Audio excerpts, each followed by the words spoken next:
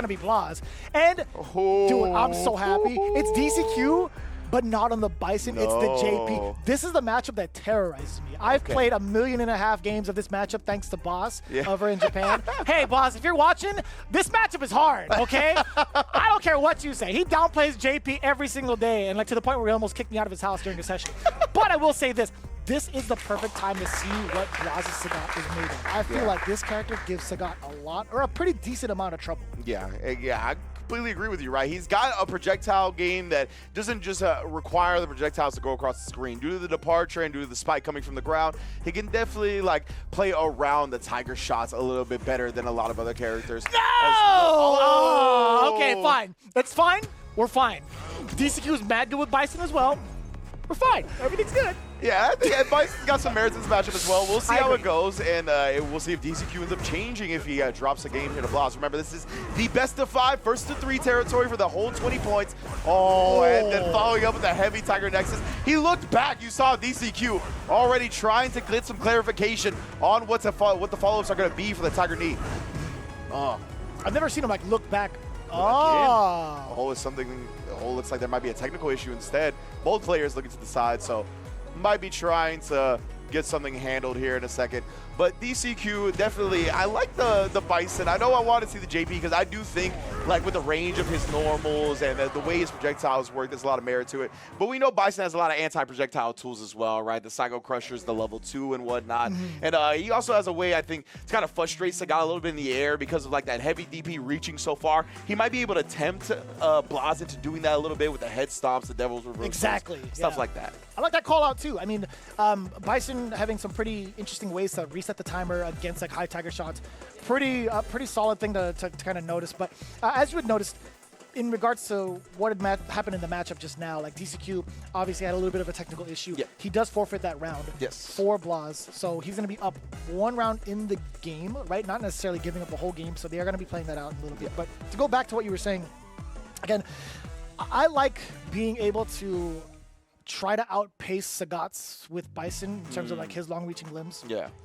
But at the same time, if you really consider Sagat's ranges, I feel like he could highly contest that. Like even if you whiff like a scissor kick in front of him, or if like you're out of range for like a standing heavy punch. Granted, Sagat's walk speed is not the greatest. It's definitely below average. It's still kind of like scary to think about to even try to whiff a normal in front of the big king, right? Crouching heavy punch is such a great party starter, and we're already starting to see the pressure being played out against Bison off of the Tiger Nexuses from the side of Blaz. So there are some really big things to consider, really big weaknesses to highlight, but with the damage output, who knows, it could go by the wayside at any moment. Yeah, I'm really interested in watching what range these players play at in this matchup, because as you mentioned, right, for Bison to get tested in that range of like the crouch fierce and the long normals of Sagat, sometimes you're going to have to rely on like the scissor kick or the Psycho Crusher, something that is forward advancing on a hitbox, right? But doing that, it's going to be a little bit longer startup than you want going up against the Sagat normals. Not to say those big ones are fast, but they're going to be faster than some of the specials. So because of that, like I want to see how the timings play out. Is he going to get counter hit going for these scissor kicks? Is he going to be able to get some punish counters going as Blaz tries to reach out some normals, right? It's definitely going to be interesting to see how this matchup fares, and we'll see if it changes, right? Both of these players have a plethora of characters under their belt, and this is a best of 5, so if somebody drops a game early, even after 2, they can still switch. It's true. It's fair. I am kind of curious to see like what kind of, we're talking about the ranges and stuff. I want to know if like if Sagat's crouching jab is far enough to punish someone like the heavier scissor kicks, because it's -5, -4, -4 in that order, right? Like light, medium, heavy. I'm actually kind of curious to see like what happens if he gets a punish counter crouch jab, if he's still able to connect into heavy punch Tiger uppercut. Because I've definitely seen that as like a poking tool with standing light kick as like a punish counter into it. I know that's possible. Okay. But I really want to know like just if that's in the arsenal of Sagat, if he's allowed to do crouching jab. Someone could correct me on this. Please feel free to do so. I can't remember off the top of my head, but if you are able to do that, that is substantial damage off of a scissor kick punish without the use of drive gauge. Yeah. And we saw, right, Blaz is all the routes for Sagat. We saw that yesterday, right, where he ended up burning himself out with the drive rush cancel to bait out an OD DPOS and then still killed while in burnout from like 55-60%. But we are getting back into the match now. Like we said, DCQ going to forfeit that first round, but get a huge jump in to start this second round. Oh, plenty of recovery on that bad boy, right? 50 frames total for the low Tiger shot. The only reason why I know that is because everybody was talking about it, and I experienced it firsthand. I'm like, oh, gotcha. Yeah, you're right. Like you could jump the hell out of this bad boy. Oh, that had to be DP, right? Yeah, I imagine so, right? And then Blaz just ended up getting the super nonetheless. Oh my goodness, straight after the normal punish counter into heavy DP. So you talked about, right? Blaz knowing that as well. These routes that give you big damage without spending much drive. I think that's a big part of Sagat's game. He's a big drive gauge bully. You always want to have more. That OD Tiger shot is a menace. Oh, but sniped at the very edge right there. Caught the ankles. I'm moving too. Yeah, a little frame kill beforehand, then caught Blaz trying to escape. Yeah, being able to get the head stomp, the OD version, be able to jump over the light Psycho Crusher. Hella damage when it comes to Bison, something we've already known. All right, so it could be a rather explosive round between the two, but Blaz finally getting the win beneath him to get at least a single opener against DCQ. Now it's back to some of these low Tiger shots. Testing the ranges with medium kick. Excellent, by the way. Yes, indeed, right. That crush strong as well. Recovered just in time. You almost saw that punish counter scissor kick that we were talking about. Yeah, Sanjab is mad far, by the way. It is 5 frames, though. Yeah, exactly. Oh, and it just goes low on this one. Caught DCQ. Jesus. Seeing that Fierce just gives me like terror. Okay! I like that as a roundhouse! As an anti-air, excuse me. Dude, he was going to kill off that if he didn't drop the combo, I think.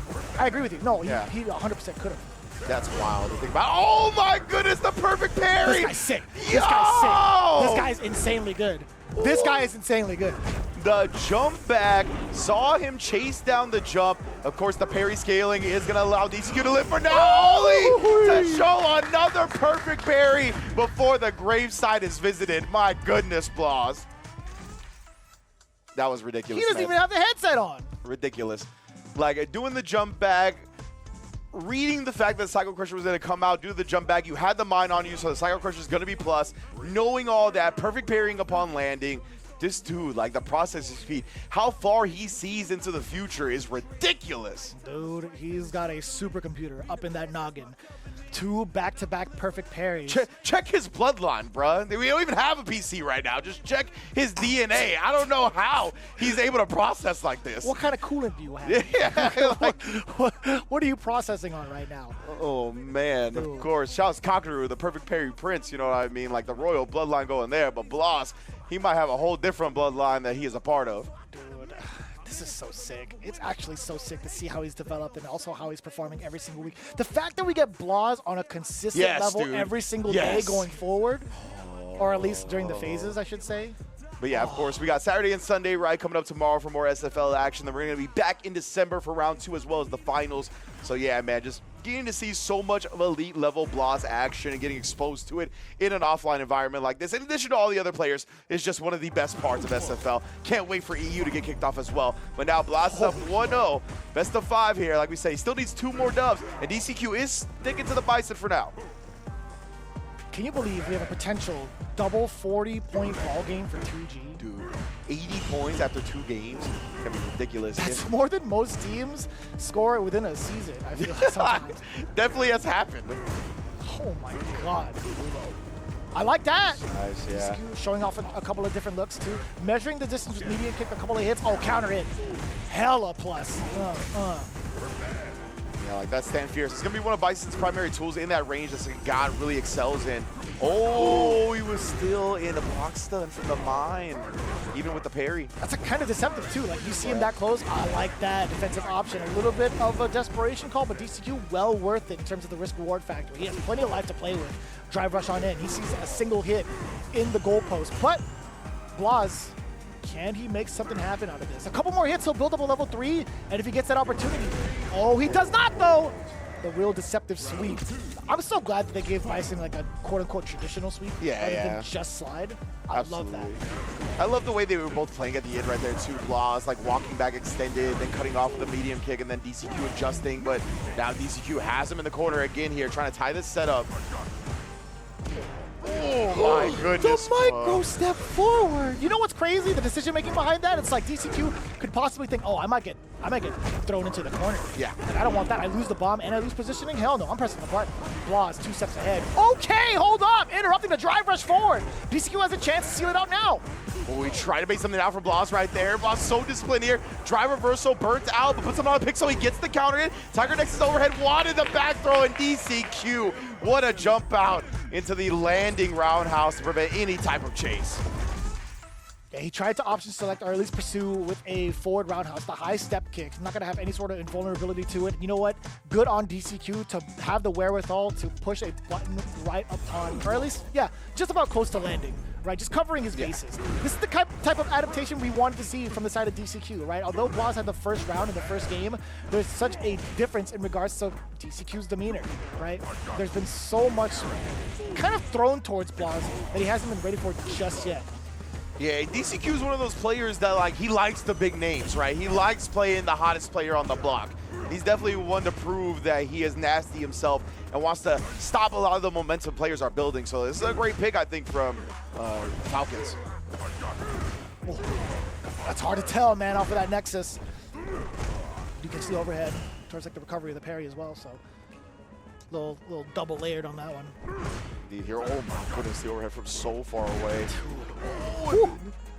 Exactly, stuffing the jump away this time. You know, Blaz is going to have stuff now for that after DCQ was managed to escape, and then the back dash to get out of range of Scissor Kick. How does this dude always know? Those back dashes are deceptive. Dude, the Muay Thai stance with the fingers out while he's in Burnout, it's mad sick too. Now the detail they've gone on with Sagat in this game, and the Muay Thai specifically, but that time tried to tap parry but wasn't blocking low. The 5-frame DP light, exposing the fact that's not a real safe jump against 5-framers. Excellent call, by the way. Not going to be his turn after that Tiger Knee. Not spaced out far enough. DCQ taking liberties with that now. Letting him steamroll the way that Bison should, the way that Bison was intended to do, I guess. Hella damage incoming. Yeah, you know, not mad about that one. DCQ, he doesn't look too happy about having to spend that level 3 just to kind of claim that round. I mean, he's got so much life ahead of him. So, I don't know, man. That payout, kind of mediocre only because of the fact that it was so expensive. Exactly right. And Blaz sitting on 3 meters himself, like with the Sagat damage output as well. You can get 2 touches in this round, and not being able to threaten that back can definitely give Blaz a little bit more rope to play with. Shall see how this approaches. DCQ has control of the match so far. The corner.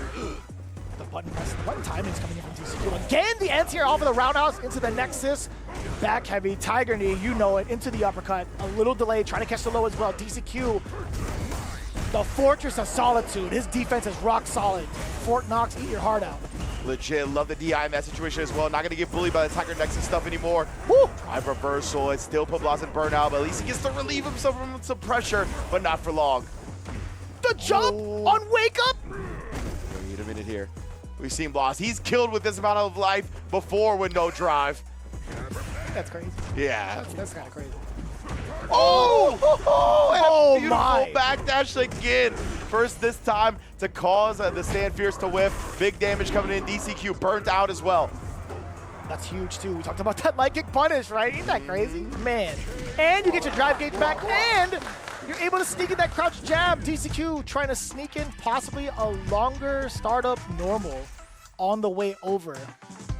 Man, yeah, and that's what kind of Sagat's range baits you into doing, is you go for the longer startup normals because those are the ones that have the greater distance and kind of try to stop Sagat from that range that he excels at. But it's very difficult to do so, right? If you don't pick your spots carefully, then you just get counter hit or punish countered by Sagat being able to be comfortable in that range. So now DCQ thinking about it a little bit, right? Getting some advice from his team as well. Maybe considering the JP switch, perhaps. We did hear the announcer. We did hear the character's voice lines. I think he is locking in with the Sagat. Sorry, no. What am I saying? That's why Blaz. I was going to say. Don't worry about it. I only heard the Sagat, so I only know that's Blaz's character, so I'm not sure DCQ is locked in quite yet. That was my bad. Don't worry about it, chat. Listen. Don't worry. I got confused with Knuckle Dude yesterday, playing DJ when it was Chien and all that. You know, the intensity, the electricity of the air right now. My fault, gang. I was so eager. I'm like, oh my god, the character got selected. Like, imagine if DCQ pulled out the mirror, man. Yeah, right. That's the answer. Sagat on Sagat violence. Good. I know. The king needs to be shown off. The way they carefully took their headphones off right there. They're like, all right, he doesn't want to hear us anymore. No. And he even put up his microphone. He's like, I don't want to hear you. I don't want you guys to hear me breathing. I don't want to hear you guys breathing. Let me rock. All right, we're going to find out. He is locking into the Bison now. He's going to have to take it 2 games straight to prevent the 40 bomb. And Blaz, 1 game away from putting 80 points on 2 games account. High key, I actually want to see Shotgun play as well. Oh, the punish counter into the target combo as well. Very meter efficient. Frame kill with the Tiger Knee, just chasing DCQ down in the corner here. low medium kick is just so far reaching. I don't even care if it's not cancelable. I just love that tool. Ooh, low step kick, no longer your turn. He tried to possibly jump out, maybe backdash. I think it was backdash. I like that reversal. We'll take it. Oh! Wow, yeah, got caught that time right. Trying to swing with the crouch medium punch. The scissor kick punish counter that we alluded to before finally comes through. Still within range of that heavy punch. DCQ still trying to measure it out. That exchange too far out, but the low medium kick actually catches Blaz on his button timing. Nice job, right? It was right after the trade. DCQ was just able to beat him to the button. He's got a pixel. Oh my goodness. Survives for now. Gets the OD Tiger Shot as well to clear the way. He baited out the super. Didn't even risk any type of parry. Blaz puts him away meterless via the heavy DP. Damn, son. He got it like that. He wasn't even trying to do like a high step kick to swag out. He was like, I'm here for the kill. It's shoot to kill, never to hurt when it comes to Blaz. Indeed, you can see Blaz not following up with the Tiger Nexus now. Do that DI that we saw earlier. Trying to beat out a response from DCQ this time. Oos! His Tiger Shot timings have been immaculate. Yeah, and even the low Tiger Shot, right? Like some people are just kind of weary of throwing those out there within that close of a space. Blaz, man. Good block! Yeah, the reactions on this kid, ridiculous as well. Oos. The range as he gets the command, that Fierce is nasty. He has the longest startup too, right? Like good players are gonna react and try to whip punish him, but now we do find the whip punish. DCQ is gonna get the knockdown with the mine. Oh, but the backdash and Blaz. He identifies the fact that he's gonna get burnt out after this level 3. Let's go for the kill here. This kid is so smart right now. Full drive gauge, fully healthy, pretty decently healthy Sagat, right? My goodness, the chip plus the throw damage right there. Oh my God! And then the reaction, perfect parry against the 20 frame startup heavy. Knocks him down, knocked him down just to beat out the super, add some salt in the wound, and another 40 bomb comes home for 2 game. My To be fair, when that sweep came out, Blaz kind of shook his head. He's like, oops. Yeah, I was gonna say, I'll be honest. I thought it was purposeful. I sold it for the moment, but I thought it was purposeful. I was hoping it kind of was, more or less. I don't think it would have been offensive, but Blaz, that might have been an input error. I will confirm with him later on. Yeah. I hope he still remembers this moment. But if you look at the replay, which we'll show in just a bit, there's that moment he got the sweep. He's like, I meant to high step kick, I swear. Yeah. But what an impressive start, yo, for 2G, 2 game, pretty much living up to their name. 2 games of 40 bombers, man. Wow, bro. 80 points total after 2 games, denying their opponents a single point to add to their total. Just immaculate stuff right here as we go through the match with Blaz just coming out swinging, right? We saw some good perfect parries. We saw DCQ. It felt like he had a decent handle in the matchup, right? But then Blaz just goes sicko mode on everybody and does stuff that you're like, bro, how are you capable? This mad inspirational. He makes me want to pick up the bald fella again. Another perfect parry against DCQ, right? Like, DCQ is not one to get flustered like this in terms of gameplay, right? Yeah. He's kept a really stoic look. He's always kind of kept his composure and found ways to adapt towards the opponents, but I've never seen him kind of get, I feel like, shut down in the neutral and shut down with options. And to be fair, I think it's Blaz's attention to detail and getting ready for the perfect parries in certain situations where he knows the normals are going to be coming out. Like, I don't think it's purely reactions. If it is, I mean, kudos to you, man. Yeah. Like, no, it's definitely not. Like, to me, reactions and anticipation go hand in hand, right? And he's just so locked in on what the main options are going to be for a lot of these characters that he's able to react to these things, right? Like the stand heavy punch from Bison that we saw at the end right there. That's super long startup. You can react perfect parry to it, but you need to be, like tilted his head a little bit, but you need to be anticipating it and you need to be